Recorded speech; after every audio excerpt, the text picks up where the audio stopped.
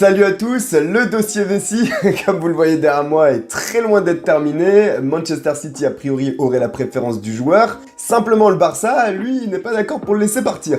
Bon, ça c'est les grandes lignes, mais concrètement le cas de l'Argentin au Barça, c'est un vrai sac de nœuds et pour démêler tout ça, c'est assez compliqué. Et là, il y a tout le monde qui entre dans la danse. Bartomeu, le père de Messi, Messi lui-même, la Liga et peut-être même la FIFA. Enfin bref, là on en arrive à un point absolument incroyable. Sans compter bien évidemment sur Manchester City qui arrive avec la planche à billets pour offrir un pont d'or à Lionel Messi et on va essayer de décrypter tout ça un peu dans cette vidéo.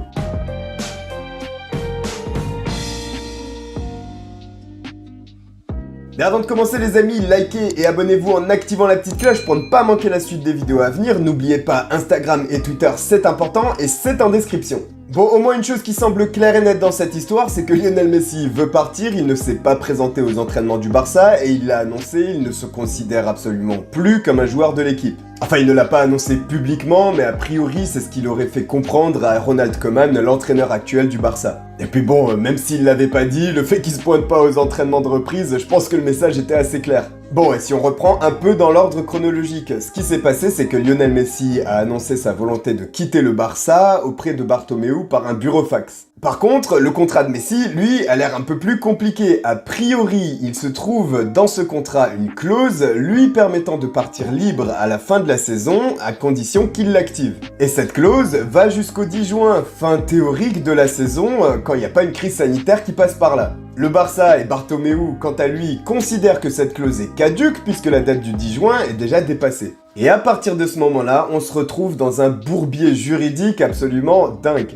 Alors la première question, bien évidemment, c'était de savoir si cette clause, qui allait jusqu'au 10 juin, pouvait tenir, compte tenu des conditions sanitaires et de la fin de saison qui a été décalée, décalant peut-être automatiquement la clause aussi. Autrement, sans cette clause, il y en a une autre, celle de la clause libératoire de Messi, qui s'élève à 700 millions d'euros. Autrement dit, si Messi veut partir, faut qu'un club aligne 700 millions d'euros, ou que Messi éventuellement pose 700 millions d'euros sur la table. Je suis d'accord, ça fait un peu cher. Maintenant, si on se met du côté du Barça, on peut comprendre qu'ils essayent de mettre tout en œuvre pour dire que Messi est retenu au sein du club, parce que s'il devait partir libre, ce serait un manque à gagner assez énorme pour le club catalan. Ah oui, derrière tout ça, il y a toujours une histoire d'argent, le Barça aimerait bien gratter quelques millions à un club. Et d'ailleurs la Liga, l'équivalent de la Ligue de football professionnel en Espagne, s'est prononcée sur le cas de Messi et a considéré que le Catalan devait respecter son contrat qui est toujours en vigueur. Donc clairement, la Liga a pris parti en faveur du Barça, et là c'est quand même un allié de poids que Bartomeu a avec lui. Mais vous l'avez compris, la Liga fait plus ça dans son propre intérêt que dans celui du Barça. Ils ont la volonté d'essayer de garder Messi pour conserver une certaine attractivité de leur championnat.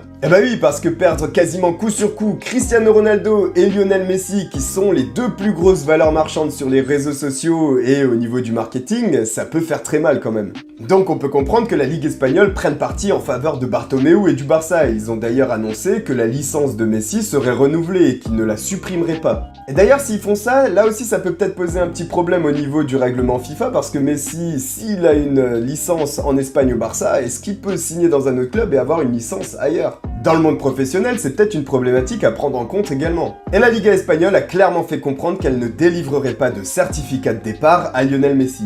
D'ailleurs, la Ligue espagnole n'a pas froid aux yeux et ils n'hésitent pas à intervenir pour défendre leurs intérêts. Avec le cas Neymar, ils étaient déjà intervenus, histoire de faire comprendre qu'ils étaient bien là et que ça pouvait pas se passer comme tout le monde le souhaitait.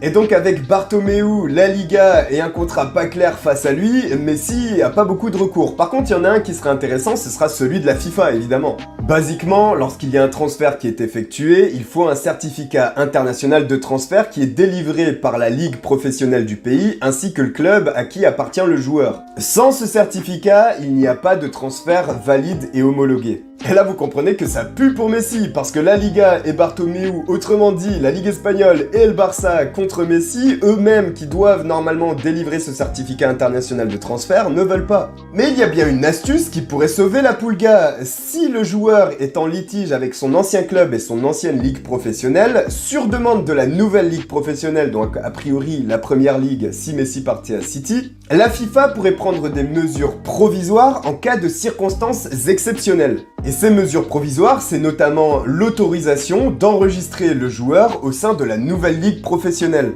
Autrement dit, la FIFA pourrait désavouer le Barça ainsi que la Ligue espagnole pour ne pas bloquer Lionel Messi. Mais le recours serait loin d'être terminé puisqu'à ce moment-là, si ça devait arriver, le Barça et la Ligue espagnole pourraient saisir la FIFA pour un recours contre cette décision.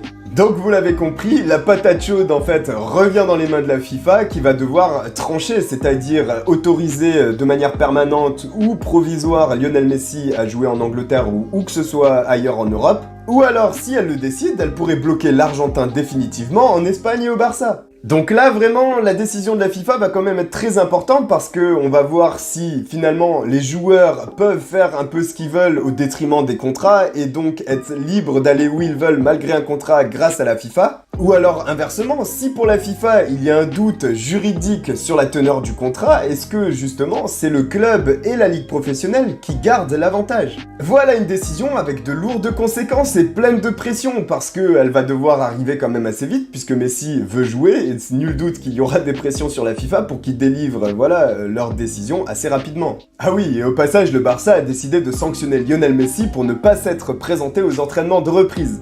Non seulement il ne s'est pas rendu au test de dépistage du coronavirus, mais en plus il n'a pas assisté aux séances d'entraînement, mais on pouvait s'en douter, puisque le club et le joueur sont dans un bras de fer assez costaud et assez difficile, il n'allait pas se pointer aux entraînements comme ça, comme une fleur. Et donc le Barça a décidé symboliquement d'infliger une amende à Lionel Messi, qu'il considère comme un joueur du club, qui doit donc respecter ses obligations contractuelles et se rendre aux entraînements. Le montant de l'amende n'est pas connu, mais il doit certainement être dérisoire compte tenu de la fortune de Lionel Messi. Mais au-delà d'essayer de faire de l'argent sur le dos de Lionel Messi, cette sanction est surtout symbolique, pour démontrer qu'ils ne lâcheront rien face aux joueurs, qu'ils seront bien présents, qu'ils le considèrent comme un joueur du club et qu'il le restera en tant que tel jusqu'à la fin de son contrat. Mais bon, c'est difficile d'imaginer que Lionel Messi reste une seconde de plus à Barcelone après tout ce qui s'est passé, et comme vous le voyez derrière moi, il y a un autre club anglais en plus qui a de lourds arguments pour le convaincre de partir. Parce que Manchester City a fait une offre monumentale à l'Argentin. Et quand je vous dis monumental, c'est monumental. Là, on dépasse tout entendement. Je crois que c'est au niveau du sport, c'est certainement le contrat le plus incroyable qui existerait s'il devait arriver. Ce que le club anglais propose à Lionel Messi, c'est tout simplement 750 millions d'euros sur 5 ans. Est-ce que vous vous rendez compte de la somme que c'est 750 millions? Alors c'est pas 750 millions direct qui arrivent dans sa poche comme ça, c'est divisé en plusieurs parties. Aussi ça va direct dans sa poche, mais c'est divisé en plusieurs parties. 500 millions d'abord qui sont étalés sur les 5 ans du contrat, donc c'est ce qu'on avait entendu plus ou moins, 100 millions bruts annuels pour Messi. Mais en plus de ça, il y a 250 millions qui s'ajoutent sous forme de prime lorsque Messi rejoindra la MLS. Parce que vous le savez, Manchester City fait partie d'un groupe, le City Group, qui inclut donc notamment Manchester City et le groupe de New York City en MLS. Donc voilà, ce contrat de 5 ans inclut 3 ans à Manchester City et 2 ans en MLS au New York City. Alors pourquoi il ne toucherait ces 250 millions de bonus qu'au moment où il rejoint la MLS? Et bah c'est tout simplement pour respecter le fair play financier lorsqu'il sera à Manchester City, même si Manchester City s'en bat les couilles du fair play financier. Donc voilà, avec tout ça, je vois pas combien Messi pourrait avoir envie de rester au Barça, où il est en conflit avec le club, ça se passe pas bien avec la direction, et les joueurs, ils sont un peu en bisbille, y a rien qui va, contre une offre de Manchester City à 750 millions d'euros, et un pont d'or carrément. Bon, mais en attendant, c'est toujours un joueur du Barça, il est en conflit avec eux, et d'ailleurs, le père de Lionel Messi va rencontrer le président Bartomeu.